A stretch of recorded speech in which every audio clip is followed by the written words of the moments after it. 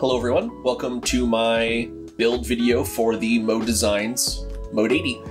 Today we're going to be soldering together a Mode 80 that I'm building for someone, and I figured recording it could be fun, so why not? Here we go. First things first, with any build, we're going to make sure we have all of our parts and tools.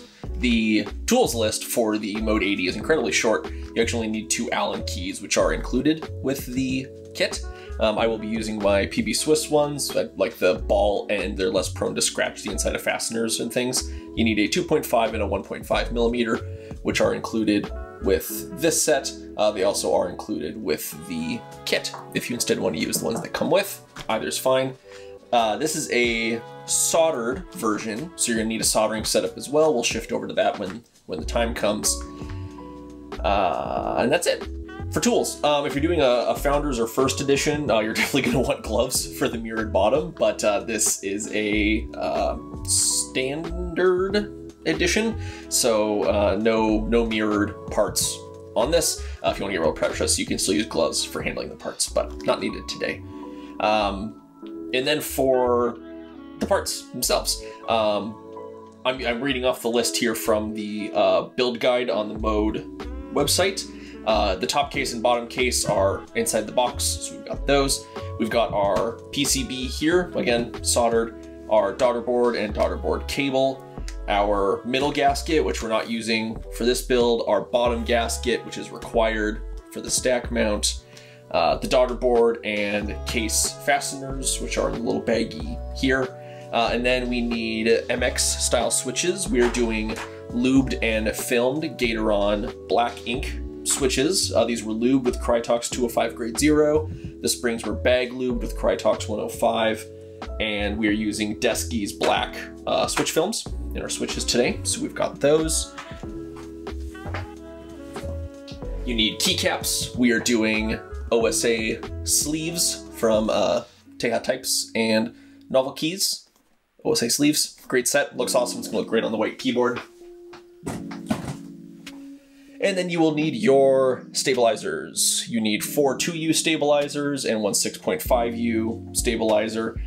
We're using Duroc V2, lubed with Krytox 205, grade 0. Plain and simple, nice and easy. All right, so getting into the actual build, step 1, make sure you have your stuff. Step 2 is always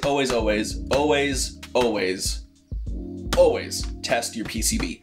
I did that off camera already, don't need to waste your time with that, but always plug in the daughter board outside of the chassis and test with a pair of tweezers or something. Just close the contacts and make sure you have a good PCB. The last thing you want to do is solder together your kit, or even with hot swap kits, it's irritating, but certainly less of a time issue. It's annoying to completely assemble and then discover something's wrong with the PCB, something's wrong with the daughter board or cable, whatever it might be. So always test the PCB, which again we've done. Then the other things to have prepped before any build are your switches and stabilizers, which we've already got prepared off screen there. So we are done with those. Next thing you might want to do is if you're going to be putting any foam stickers on the PCB. We're not doing that today, so we're all good there. We can skip those. And yeah, first up is going to be installing the stabilizers on the PCB. So let me get most of this out of the way here. Again, we're not using the middle gasket at all. So I'm going to completely set that aside. This is our plate, feet, daughter board, and screws, so we're not going to need these for the moment. And then the bottom gasket we won't need until final assembly, but we will need the PCB right now. PCB. And then the chassis itself, we will not be needing right away. It's case inside, and then the awesome, I love the printing on the inside of the Mode 80 lid. Futura is one of my favorite fonts as well, so it's like they made this keyboard for me. But no, they did not. They just have excellent taste and build great keyboards. So, stabilizers. Let me sit down here. Disregard my incredibly creaky stool. My apologies. PCB. First thing is stabilizers and switches. So, like I said, already tested mine. Obviously, that's why it's already cut open as well. And we're going to use the anti-static bag as a surface to support the PCB in the interim. You can tell the bottom on the mode because the JST connector is sticking down and it pokes into a cavity in the case that that holds it. So let's put in some stabilizers. Stabilizers in frame here.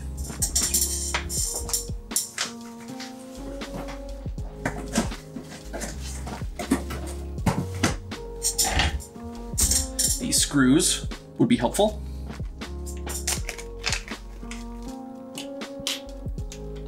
So interestingly, I just noticed this already. The parts list actually doesn't include a Phillips head screwdriver to install the stabilizers. No matter, I have one, but worth a note. So let's start with our left shift here. Get this attached. This is like my least favorite part of builds, is getting them to sit flat. You know what, actually, let's see if we can, sorry for that awful noise the bag is making. You know what, this is a work mat. I'm just gonna get that out of here. Let's actually get them all clipped in and then flip them over and screw them all in at the same time here.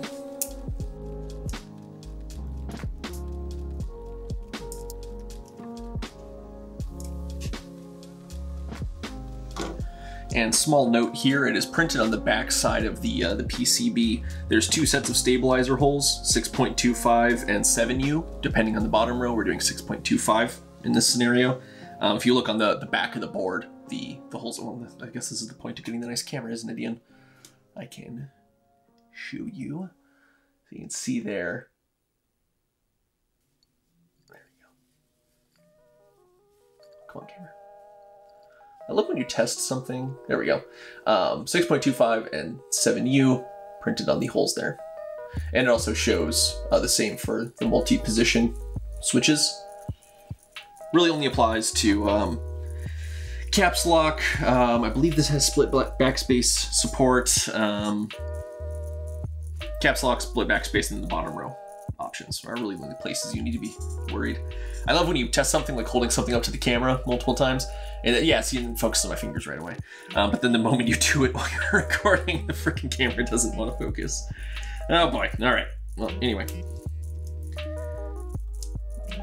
on in here. So, just like that, we got them all clipped in.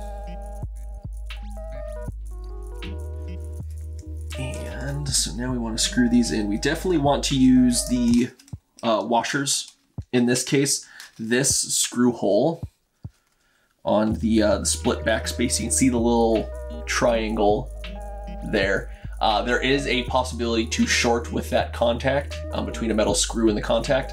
So obviously we're not doing split backspace, so we won't be using that position, but you still want to make sure to use a washer there to insulate the metal screw from the contact so that the board doesn't think it's getting commands when it is in fact not getting commands.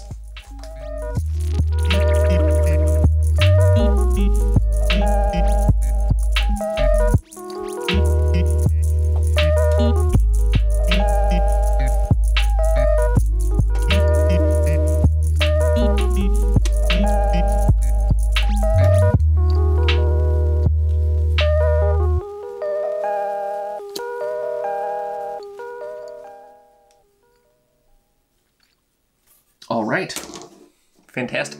All those are screwed in.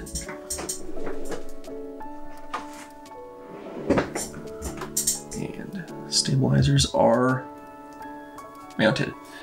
I'm gonna grab a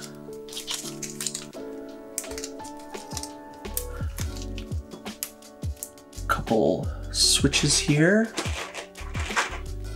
Just loosely pop into place to test for stabilizer rattle, kind of like testing your PCB at the beginning. You want to make sure that your stabilizers aren't rattling now, rather than finding out later. That is one upside of hot swap boards. It's easier to muck with your stabilizers. I actually think there's a lot of upsides to hot swap boards, especially for people who like experimenting with switches. But this is going to a person who is not interested in mucking around with that. So solder is perfect because they are interested in swapping out keycap sets.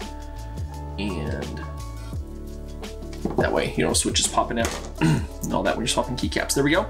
Let me grab a couple keycaps and I will be right back.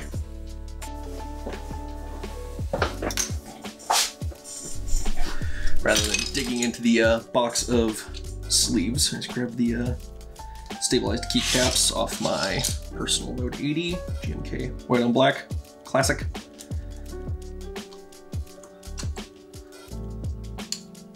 I have not actually heard these stabilizers yet, so here is hoping.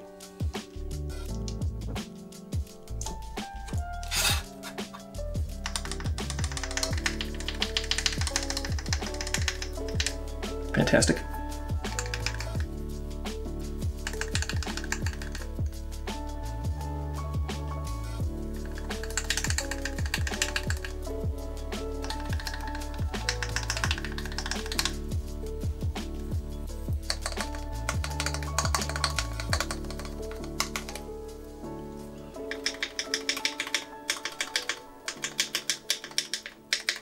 Well, can't get much better than that.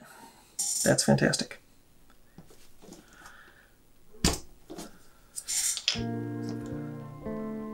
I guess I lied. It's not all GMK black on white. This is a white Keyrative.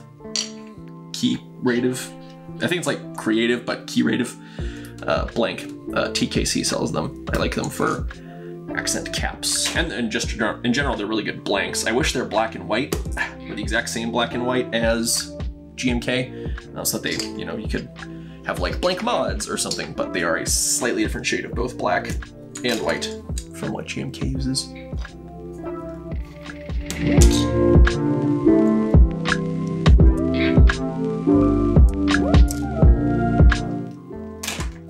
Alrighty, so stabilizers are good, stabilizers are tested, set to go there.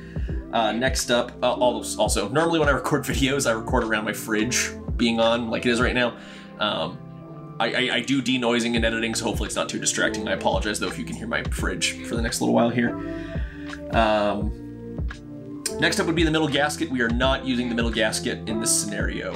The Mode 80's middle gasket is entirely optional on solder, and it's soft optional on hot swap. It really depends on the plate that you use. I've got the carbon fiber plate, which was a Discord exclusive currently in my personal Mode 80. And it's totally fine without the foam. The switches support the plate, all as well. The FR4 plate that I usually have the carbon fiber one, but the FR4 plate I started with in my personal Mode 80 was a little thick. So I think, you know, that the distance between the little clips, oh boy, the little clips sticking off the side there, they're really small, that grab onto the plate and like the bottom of the switch, if you will, that's a little bit better. You can see those little teeth right over my knuckle. That's what's supposed to grab the plate. I think the FR4 plate might just be a little bit too thick for those, because what I would get is, like, if I push down on the plate when the PCB was out, the plate would settle down off the switches. You kind of had to pull it back up. It worked completely fine.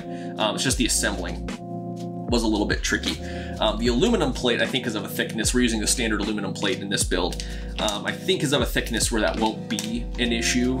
But with like a hot swap, you could see why it's kind of soft optional. Whereas if you like pulled a switch out or something, or if you pulled all the switches out, the plate would just fall inside the case, which is no good. So if you do no middle foam and no fasteners, you can see these gold circles around the PCB. That's for fastening the plates and the PCB together in the hot swap versions. If you both do fastenerless and foamless like I did on the hot swap, actually swapping your switches is a little bit more of a chore. You kind of have to methodically go about it so the plate doesn't fall inside the case, or just take it out and do it that way. Since we're doing solder and the alu plate, it couldn't matter less that we're doing the gasketless. So next step for us is going to be installing the aluminum plate and the switches in the plate. Okay, plate. I found, I think, the creakiest workshop stool on Amazon, and then I bought it. But it's comfortable, so whatever. Alrighty. So, the aluminum plate, this is something I actually really like about Mode plates, is that they have these huge cutouts around the stabilized keys, so that even on the solder builds, you can actually remove your stabilizers without desoldering any switches, which is super rare for a keyboard, and just another great attention to detail thing from Mode on this keyboard. And the reset button for the controllers available up top. It's fantastic. And God, look at that finish, especially under the recording lights here. That is just a beautiful gray plate. It matches the bottom weight perfect. Oh, spoilers, I guess we're doing the white and dark gray. I think they called it monochrome build today. And then, yeah, the Poron is so nicely cut on top, or foam. I'm actually not sure if it's like Poron brand Poron. It's kind of like Kleenex and tissue. But regardless, I love that they have these huge cutouts. That does mean you have to, check your switch alignment after you solder to make sure you don't get any of your stabilized keys in crooked or anything like that. But, so, to do this, typically the way people recommend doing this is putting switches in the corners. In this board, particularly Escape and the right arrow, because those cutouts are exactly the right size for one switch. Down here you've got all the modifier options, so that won't really hold it steady. So this corner doesn't really work. So we're gonna grab our bucket O switches here. We are going to check our legs straightness as we put them in here. Another one of those things you just want to check along the way, because it's a huge pain in the ass to fix it later if you've accidentally clipped in a switch with bent pins. And so then we're going to line up this one, press it into place, line up this one, press it into place, and that more or less clocks the plate, so it's all aligned. And then from here, I kind of recommend going around the perimeter, hitting the other corners as well to start with, but just kind of going around the perimeter, putting in your switches, and so it kind of evenly tensions the plate, evenly supports it, so you're not like putting in all of them at this end, and it could torque the plate funny. You want to kind of have even pressure distribution everywhere. So gonna do that, and I assume I'm gonna time lapse this part because it's really not that interesting. Here we go.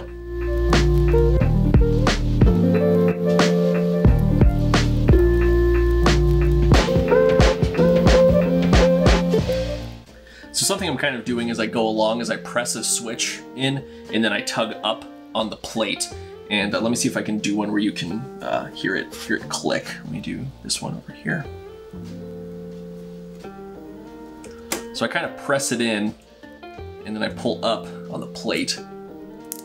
Yeah, I saw those on the VU meter. So that clicking, those are those little teeth I showed grabbing onto the thickness of the plate. And that was my hunch with the FR4 plate. I think they've confirmed this in their Discord, actually, that the FR4 plate's a little thick for those to grab so it can slide down. But the aluminum plate is not. So little note there. And then the other thing, you might have seen me pick up PCB, depending how fast the time lapse is going, to see where to put these. Because I'm doing the, oh man, I'm not good at this yet, the 6.25U spacebar. I need to do the 1.25U mods, not a 1.51, 1.5, the Sagan bottom row. I think is how you say it. I much prefer, and the person who's getting this prefers the 1.25, 1.25, 1.25, 6.25 space, and then 4 1.25s over here instead of 1.51, 1.5, 7, 1.5, 1, 1.5. So that's your other options I was talking about here on the bottom row, and then additionally we'll be doing the non-stepped caps lock. So it's so nice that this is printed on the bottom of the board. That's something I definitely want to see on more motherboards. I mean, I guess kind of. I mean, still called daughter board.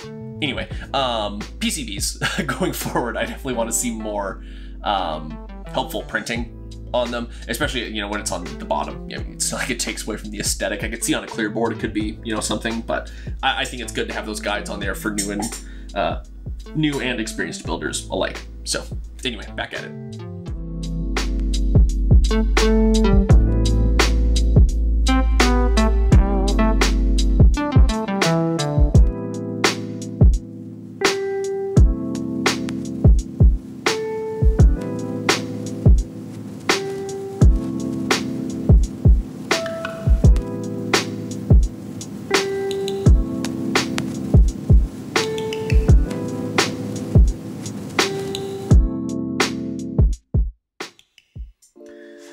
Okay, by my eye, that is all of the switches.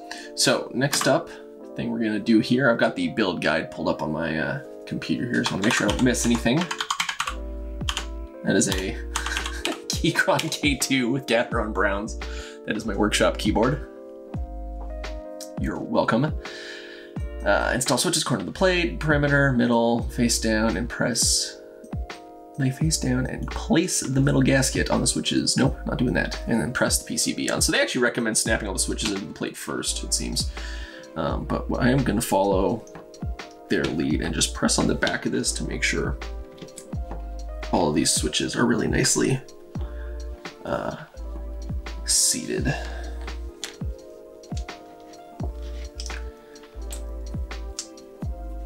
I'm thinking we're good. I got nice clicks, snaps, whatever you want to call them, out of each of them.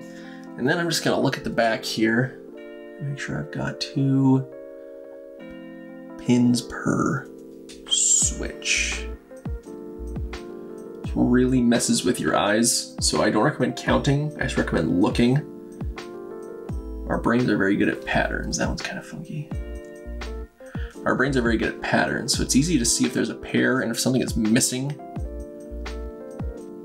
I think it's easier than counting each individual pin and making sure you have the right number divided by 2 for your switch count.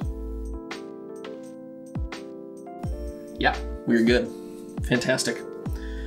So there you go. That is, for the Mode 80, the bulk of it. It's getting your stabilizers and your switches mounted. God, this really is just a beautiful plate. Looks very nice. The finish is very good. There's probably a little bit of Krytox on some of the edges from my fingers, but yeah, wow, that looks absolutely fantastic. There you go. So next thing is going to be soldering it together. So that's next. I don't have a lot to say on soldering. There's 1,000,001 soldering tutorials already in my PDX KBC build guide, the last one of these I filmed. I talked about soldering in switches on macro pads being good practice for a full keyboard like this, because it's the same thing as soldering a macro pad, just 87 times instead of 6 or 12 times. Soldering is very easy. There are lots of tutorials out there. If you don't have a soldering kit, you can get them cheaply. Yeah, there's not much to it. Honestly, I've got the camera mounted on the rig above me. I'm not even gonna bother moving it. I'm just gonna quick stop recording, solder this bad boy up, and then come back with a soldered board, because this isn't a soldering tutorial. This is a build guide. So your next guide, you viewer, solder. Yeah.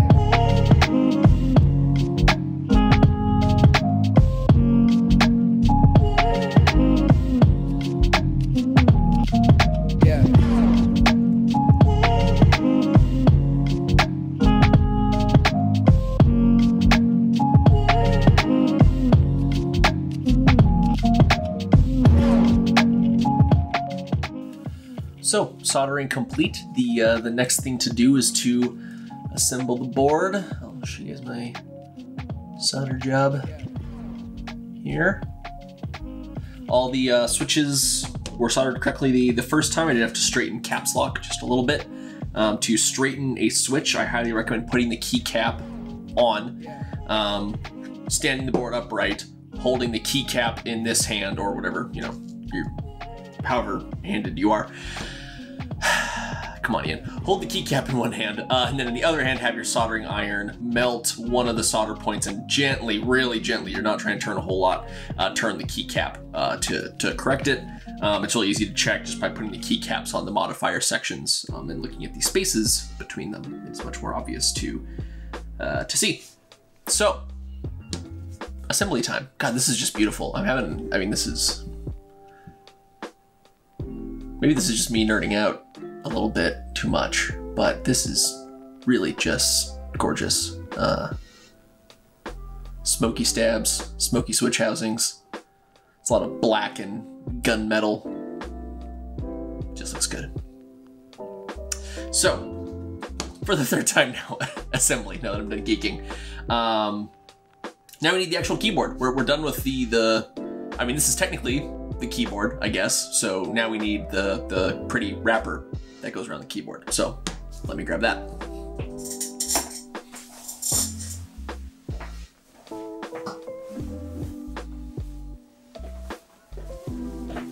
Ta-da! Mode 80 mechanical keyboard. So as mentioned, yeah, nothing identifying here. We've got the white and dark gray model. I believe they called it monochrome. I'm pretty sure. Solder, standard, not Win keyless because I'm not a monster. Sorry to everyone who thinks Win key is the way to go. I just don't agree with you. And then their product SKU for it. So that's what we got going on. Awesome magnetic flap on this box. This is really, really fantastic packaging. I love this. From the moment you open this keyboard to the moment you start using it, everything just seems very well, really well thought through. So there you go. And again, the message on the lid. Keyboards have become integral to work, play, and creative expression. The 80 elevates the look, sound, and feel of this essential tool. We hope your experience with it is as fun as it is fruitful. I think that's great. That's, keyboards, weird thing to be passionate about. Everyone has a keyboard. There's touchscreen keyboards on everything. It's an odd thing to be passionate about, but I heard someone the other day say that you probably use your keyboard more than you use your phone, especially if you have an office job, which is, it's probably true, really. It's the thing we touch all the time, but because the layouts can't really be different, people don't really seem to care much until you start caring, and then you end up buying, a Mode 80 or other high-end keyboards. Certainly the Mode 80 is not the only option. But I like that. I think that's a good little message on the lid. So the Mode 80 comes in this lovely bag. Big fan. Mode printed on the zipper pulls, or I guess molded into the zipper pulls. I know it's a small thing. It's manufacturing wise not crazy, but it's just nice. Nice little up in here pocket up in here for your cable. Comes with a cleaning cloth to polish your mode. And then the keyboard itself, I've completely ruffled this paper. This is not how this paper comes from Mode. It looks much nicer in shipping. I'm going to stop talking while this is crumpling because you probably won't be able to hear me. Oh man. Whoa, I haven't looked at this in a while since I got it. This looks so good. Oh my god. Oh, right? This is not screwed together. We're gonna lift it like this because there's a lip. There we go. So actually, what we're gonna do first is we're gonna put the feet on this. So when I set it down, the ALU isn't sitting right on the surface.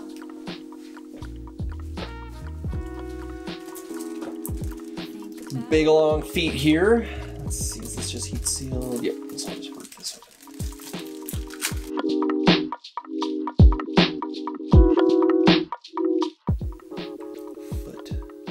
One. So it's important when you're putting things like this in not to stretch them. Your brain is going to want to do it straight by stretching it straight. And I'm sure you guys just have a hair cam right now. My apologies for that. I showered today though. It's important not to stretch it. You just want to lay it into place. Otherwise you're going to end up with too much at one end and it's not going to sit in there. So don't stretch it into place, kind of guide it into place with your finger. Let me see if I can flip this around. Get you guys a better shot of that second one. I can just see the monitor out of the corner of my eye, and that was mostly a hair cam for y'all. So let me get it towards the top of the screen here. So you just want to align one end, and make sure you're right up at the end of the channel, because there's not any extra room either. So there you go, you get it kind of lined up. Oh man, hair cam again.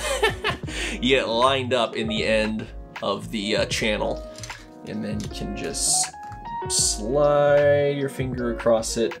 Don't stretch it, don't rush it. And then still you might end up with a little bit at the end, but that kind of just press fits into place. You want the ends to be nice and tucked in, because if you have the end sticking up at all, your keyboard's gonna rock back and forth because it'll be uneven at that point. So there you go. Just want to make sure that those are actually set in to the trays. And now, oof, sorry about that. And now when you set it down, it's not setting directly on the aluminum, because that's not good for aluminum. Or I guess more specifically, it's not good for the anodization of the aluminum. Okay, so we got two pieces here. This is just, I love this design. I've got a video on my channel gushing about the design of the Mode 80. Not the design, just like how it looks. I mean, it's absolutely beautiful. It looks like a single piece of aluminum from 3 of the 4 sides and the top. And just the way this works, just how simplistic this is. You stack everything in, and then the way the bottom closes on with these tongues, it just compresses everything right into place. It's brilliant. I love it. Watch that video if you want to hear me talk more about the Mode 80. Really, really a big fan of this keyboard. And this is just beautiful. I mean, this piece of aluminum just looks fantastic. It feels fantastic. So, there you go.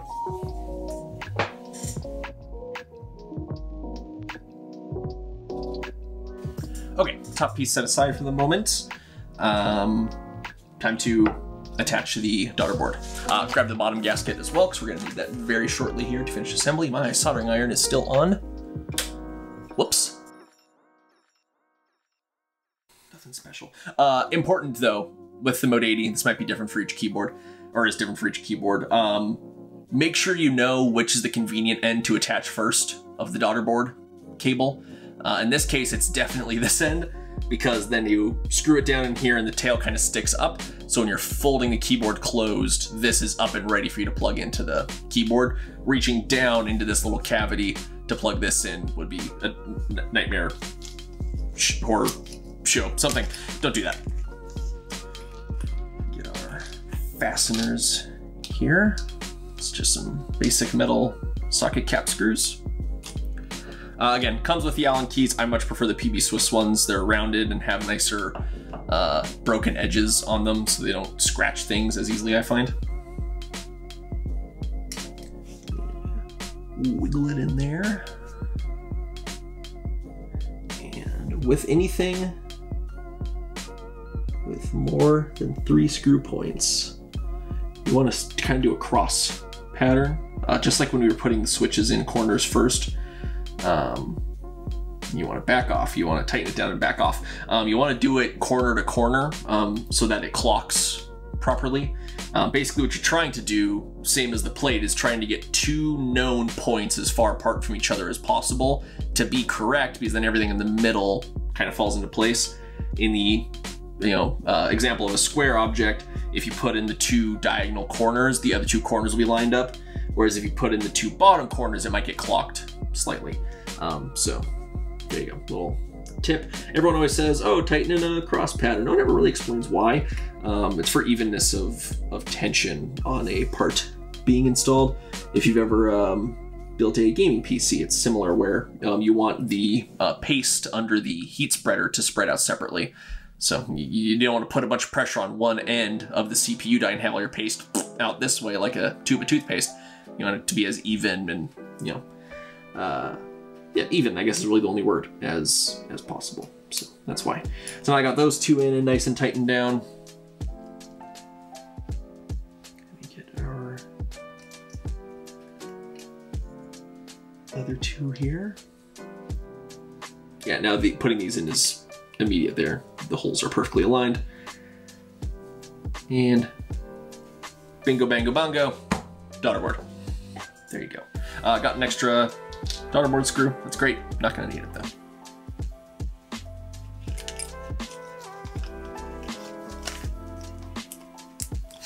So there you are. And we're ready to install at this point. So what I'm gonna do is I'm gonna grab a large microfiber cloth, both to give this a quick polish before I close it up, and to set the top case face down on for assembly. So let me grab that.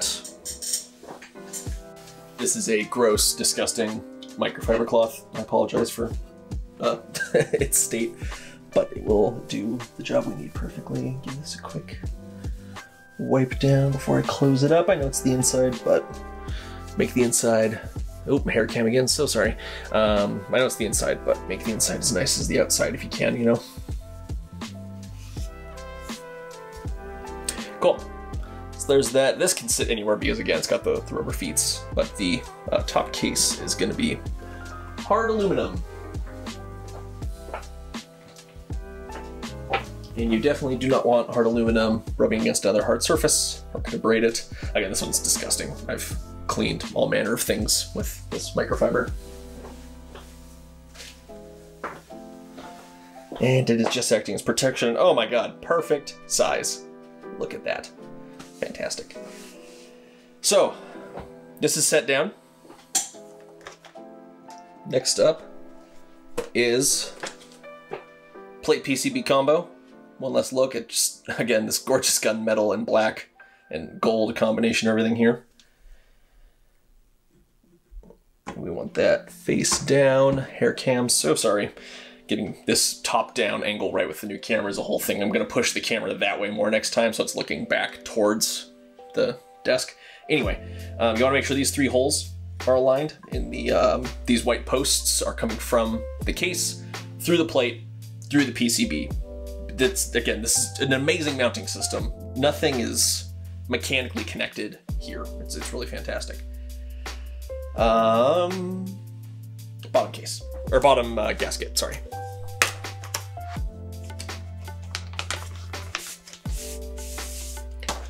Bottom gasket has the same 3 holes in it. You want to line up your cutout here over the connector. So in the Mode 80 review video, I said, you know, everything is more or less supported by the same amount of foam in the bottom of the case. This is what I meant. This is under a couple of the function keys. Obviously you don't have the same amount of foam here, but you're not often hammering on the, you know, the far end of your function row. And the center of mass of the typing area of the keyboard has the same amount of mechanical support around it. So this is what I meant, where this is a really clever, slick design of a mounting system. It's accomplishing what gasket mount does with one piece. This is it. This is just sitting floating in here. There's gaskets between the plate and the front to stop any clicking or hard contact there as the keyboard bounces, and then that's your mounting system. And then the pressure of the assembly holds everything together. It's really just brilliant. I adore this keyboard. This mounting style is fantastic to type on too. It's really quite good. The person I'm building this for tried a number of my keyboards, and as soon as they tried the Mode 80, they're like, yeah, no, this is this is the best one of the bunch. And they tried a couple top mounts, an integrated plate, and this. So had a, you know, a decent selection. No bottom mounts or anything, but they definitely gravitated to this right away. Okay, bottom case now. These lips on the front edge of the bottom case here actually, they don't snap in, they slide in to troughs on this lower edge of the top case. So what you want to do is kind of lift up that bottom edge of the top case. Let me actually just get my hand under it. That's going to be the easiest, I think. And then you want to slide, here, let me actually lift this up even more so the light catches it a little bit better. You want to slide that in, just like that, so they seated really, really easily. And that's kind of step one. Then you need to reach in here, and this is that little cable I was talking about. My head is definitely going to be in the way for this. Everything's still looking nice and aligned. You need to reach in here and plug in that itty bitty little cable. This is far and away the hardest part of doing it, but you hold it open with this hand, and my right hand is inside, and I have seated the connector. It's not so much difficult as just a little bit tedious, so definitely don't be dissuaded by just this step. It takes, you know, a couple seconds and you're done. So I've got that in there. The cable's folding as such that it'll go into that little cavity. That's great. And then that's all she wrote. That's it. Let me make sure that cable is in there 100%. You don't want to kink that. Yep. So I can feel that go in there. Fantastic. And now we've just got 3 screws. Again, brilliant. Just use a mechanical fitting down here and fasteners on the other end. And then you can use, because this is basically a lever at this point, you can use the tension of these 3 screws to change the amount of pressure inside the case really just fantastically. So this time, I know I just said doing fasteners as far away as possible is the right way to do this.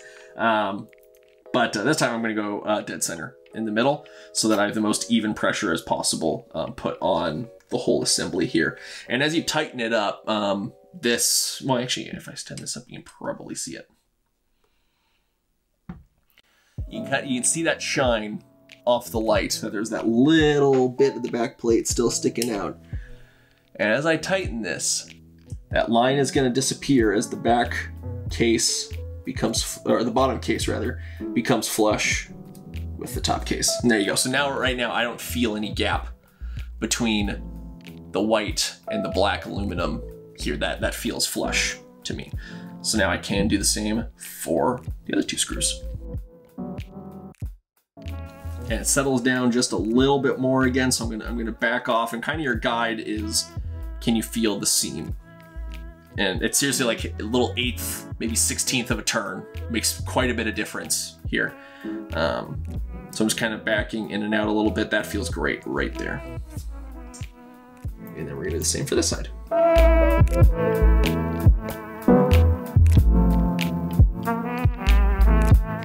think that's right about there. That's fantastic. And then we check on our middle screw.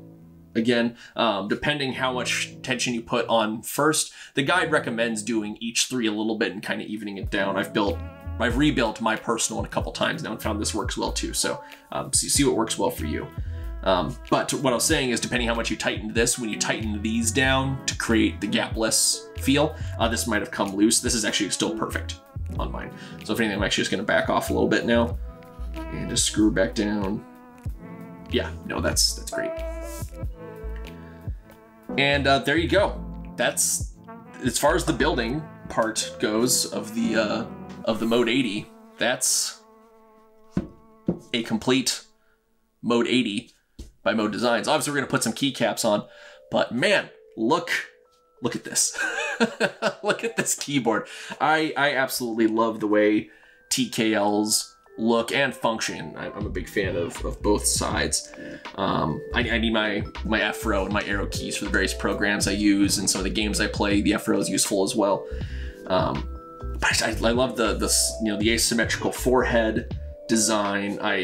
How smooth and nice their finishes are from the side. It still looks like we're still in single piece of aluminum territory. Who knows there's multiple parts, and now you can tell it's multiple parts.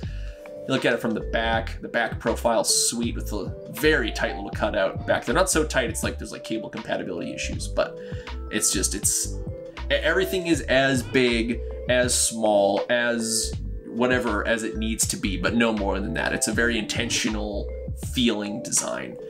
And it looks and feels fantastic to hold. But as I said, we're not done. Let's do some keycaps, huh? Let me grab those.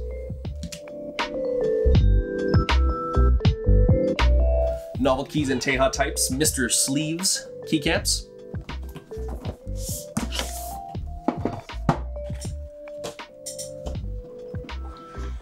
The person getting this keyboard has already entered a couple GMK group buys, and is going to patiently wait for those, but liked the color scheme of these in the meantime. And oh my god, these are gonna look so good with the white. Oh, this is fantastic. Okay, cool.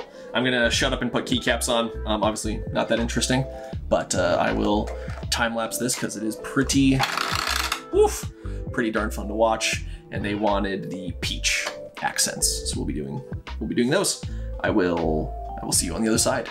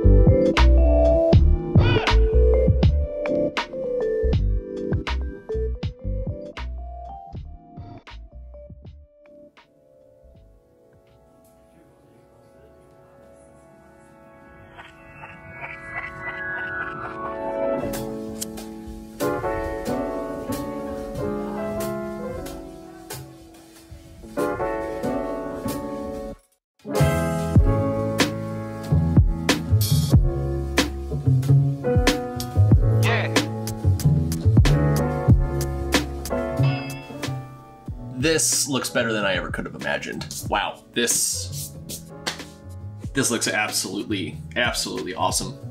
I will append a sound test to the end of this video to go along with it. But there you go. I do need to replace the switch under the caps lock. It is it almost feels like internally damaged. It clocks really badly sideways, and it's not the keycap. It is in fact the switch. So not sure what happened there, but this is why I always lube up a couple extra switches. So I wish I'd caught that beforehand, but I didn't. So no worries. I will pull it apart and desolder that switch and put it back on. But there you go. That is the monochrome Mode 80 with OSA sleeves on it from Novel Keys and Teha types with the peach accents in this case. And it's gorgeous. This looks absolutely fantastic. That's a thumbnail shot right there if I've ever seen one. No, here a little bit more down on the oh, my watch band is a really distracting color today, of course. There you go. Look at that. That's fantastic. So how do I tell them that I'm keeping their board? No, I forgot one Mode 80. No reason for two. But I am going to get a whiteboard soon because of this, and because they just look fantastic. Amazing. Look at that. All right, everyone. Thanks for sticking around. That is building a Mode 80 from start to finish, minus making y'all sit through watching me lube and solder, because that's not fun for anybody. If you liked this video, drop it a like. If you got a question, give me a comment below. I love talking to you, everyone. And if you want to see more videos like this, drop a subscription, and I will hopefully be making more videos. Thanks for watching.